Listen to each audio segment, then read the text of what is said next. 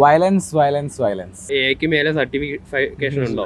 എല്ലാ സുരേഷ് ഗോപിയുടെ കട കണ്ട് ഇവിടെ പോലീസുകാരെ കൊണ്ട് ലോജിക് ഒക്കെ കാരണം അതൊരു ഔട്ട് ആൻഡ് ഔട്ട് മാസ് പടം. Powerful villain makes powerful hero. Keralam ആകെ തരംഗമായിരിക്കുകയാണ് Kabir Guhan. The most violent movie India has ever scene.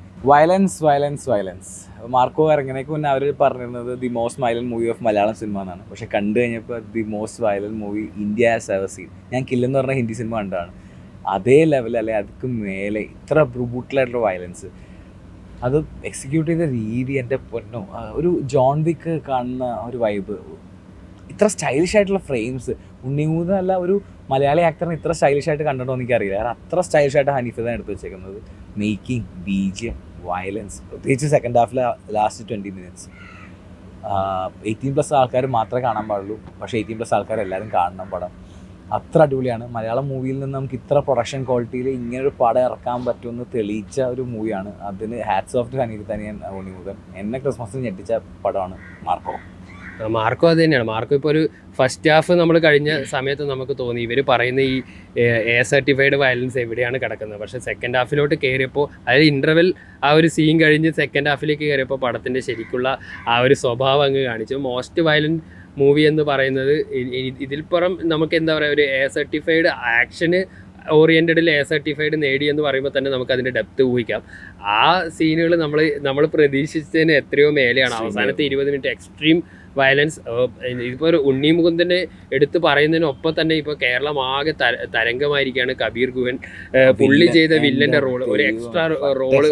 Unni Mukundan അന്യായ ഗെറ്റപ്പാണ്. ഉണ്ണി മുകുന്ദൻ നമുക്കറിയാം, ഒരു KGF റോക്കിയൊക്കെ വന്ന് നിൽക്കുന്ന പോലെ ആ ഒരു സ്ക്രീൻ പ്രസൻസും. അതിൽ ഗണ്ണാണെങ്കിൽ ഇതിനകത്ത് മറ്റേ ഹാൻഡ്സോ വെച്ചിട്ടുള്ള ഒരു പിന്നെ എന്താ പുഴയുടെ സൈഡിലുള്ള സീനൊക്കെ വളരെ തിയേറ്ററിൽ ഭയങ്കര പുള്ളി ചെയ്ത റോളും എല്ലാം നന്നായിട്ടുണ്ട്. പക്ഷേ എനിക്ക് പേഴ്സണലി അതിനകത്തുള്ള ക്യാരക്ടറൈസേഷൻ പടത്തിന് ശരിക്കും ഹൈയിലേക്ക് കൊണ്ടുപോയത് കബീർ ഗുഹൻ്റെ സൈറസ് എൻട്രി ചെയ്തതിന് ശേഷമാണ്. കാരണം നമുക്കറിയാം, ഒരു powerful villain makes powerful hero. അപ്പോൾ ഇതൊരു അൾട്രാ പവർഫുൾ വരുമ്പോൾ നായകന് ഈ വയലൻസ് അല്ലാതെ ഇനി തിരിച്ചു കൊടുക്കാനില്ല. ആ വയലൻസിന് മേലെ നിൽക്കുന്ന വയലൻസ്. അപ്പോൾ വയലൻസ് വേഴ്സസ് വയലൻസ് ആണ് എന്താ പറയുക, അങ്ങനത്തെ ഒരു എന്താ പറയുക മോസ്റ്റ് വയലൻ്റ് എന്ന് പറഞ്ഞ ആ ടാഗ് ലൈനോട് കീപ്പ് ചെയ്ത്. പിന്നെ സിനിമ കാണുമ്പോൾ ഈ പറയുന്ന പോലെ 18+ ആണ്.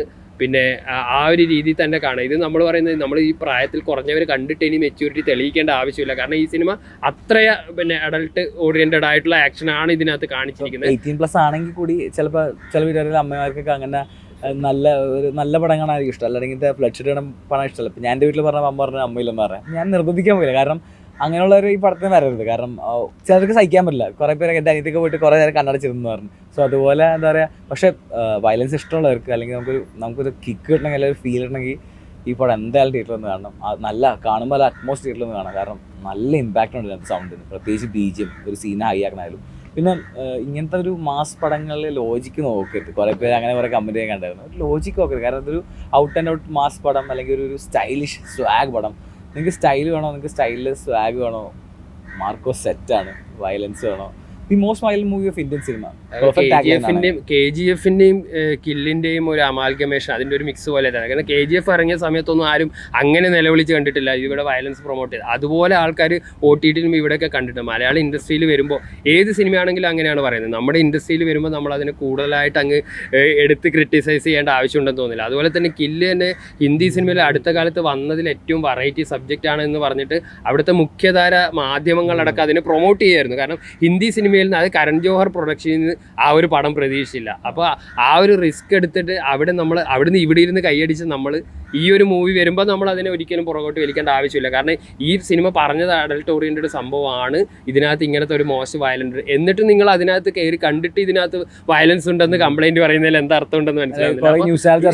സിനിമ എന്തായാലും മേക്ക് ബിലീഫാണ്. പിന്നെ ഇത് കണ്ടിട്ട് ഇൻഫ്ലുവൻസ് ആവും. അങ്ങനെയാണെങ്കിൽ ഇപ്പോൾ എല്ലാ സുരേഷ് ഗോപിയുടെ കട കണ്ട് ഇവിടെ പോലീസുകാരെ കൊണ്ട് നിറഞ്ഞാൽ അങ്ങനെ സിനിമ തിയേറ്ററിൽ നിന്ന് കണ്ടിട്ട് നമ്മൾ അവിടെ തന്നെ ഇറങ്ങണം. പക്ഷേ വയലൻസ് സീനുകൾ ഒരു ആ പ്രായത്തിലുള്ള കാണരുത് എന്ന് പറയുന്നവർ ചിലപ്പോൾ ഒരുപക്ഷെ ഇതൊരു സിനിമയല്ല, അങ്ങനെ ആ ഒരു ഫീല് മനസ്സിലാക്കേണ്ട പ്രായത്തിലുള്ളവർ കാണണം എന്ന് പറയുന്നത് അതുകൊണ്ടാണ്. അപ്പോൾ സിനിമയായി കാണാം, മാർക്കോ ആയിട്ട് കാണാം, ആ എൻജോയ്മെന്റ് കാണാം. സെക്കൻഡ് പാർട്ടിന് വേണ്ടി ഒരു വെയിറ്റിംഗ് ആണ്. പിന്നെ ഇതിലും കൂടുതൽ സംഭവം ഇനി എക്ക് മേലെ സർട്ടിഫിക്കേഷൻ ഉണ്ടോ,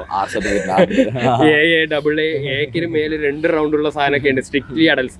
ആ രംഗങ്ങളിലേക്കൊക്കെ പോട്ടെ. കാരണം ഇത് ഒരു കോമ്പറ്റീഷൻ ആയിട്ട് എടുക്കരുത്. ഇപ്പോൾ വേറെ രീതിയിലുള്ള ആക്ഷൻ പടങ്ങളും വരണം, എല്ലാ സിനിമകളും വരണം. അപ്പം മാർക്കോ പക്ഷേ ഈ വയലന്റ് മൂവികളും മാർക്കോ എന്തായാലും ഒരു ബെഞ്ച് മാർക്ക് സെറ്റ് ചെയ്തിട്ടുണ്ട്. അതിപ്പോൾ ഒരു ഭംഗി വാക്ക് മാർക്കിന് റൈം ചെയ്യുന്ന ബെഞ്ച് മാർക്ക് എന്ന് പറയുന്നത് അങ്ങനെ രീതി പറയുന്നതല്ല, ബെഞ്ച് മാർക്ക് തന്നെയാണ്. കാരണം അങ്ങനത്തെ ഒരു രീതിയിലുള്ള ഗോറായിട്ടുള്ള ആക്ഷൻ രംഗങ്ങൾ മലയാളത്തിൽ വന്നിട്ടില്ല. അത് തന്നെയാണ് ആ സിനിമയുടെ പറഞ്ഞ വയലൻസിനെ ഗ്ലോറിഫൈ ചെയ്യണ സിനിമ അങ്ങനെയല്ല. സിനിമയ്ക്ക് ഈ ക്യാരക്ടർ അല്ലെങ്കിൽ ഈ കഥയ്ക്ക് വേണ്ടി അതിന്റെ ആവശ്യം ഉണ്ടായിരുന്നു, അതിന്റെ ഇമ്പാക്ട് ഉണ്ടായിരുന്നു. അതിന് വേണ്ടിയാണ് ഈ അല്ലാതെ വയലൻസ് അത് കാണിക്കാൻ വേണ്ടി ചെയ്ത പടമല്ല എന്നും പറഞ്ഞ് ഈ കുറേ ന്യൂസ് ചാനൽ ചർച്ച ഉണ്ടായിരുന്നു, എന്തിനാണ് വയലൻസ് ഗ്ലോറിഫൈ ചെയ്യുന്നത് കാണിച്ച പോലെ. പക്ഷെ അത് മേക്കിംഗ് ക്വാളിറ്റി നമ്മുടെ മലയാളം ഇൻഡസ്ട്രിയുടെ സ്റ്റാൻഡേർഡാണ് റേസ് ചെയ്യുന്നത്.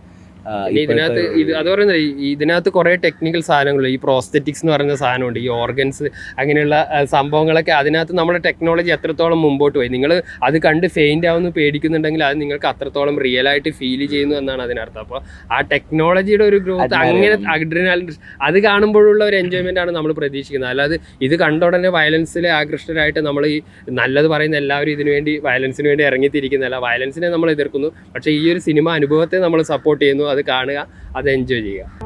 കൂടുതൽ വീഡിയോസിനായി B4 Blaze ഫോളോ ചെയ്യൂ, സബ്സ്ക്രൈബ് ചെയ്യൂ.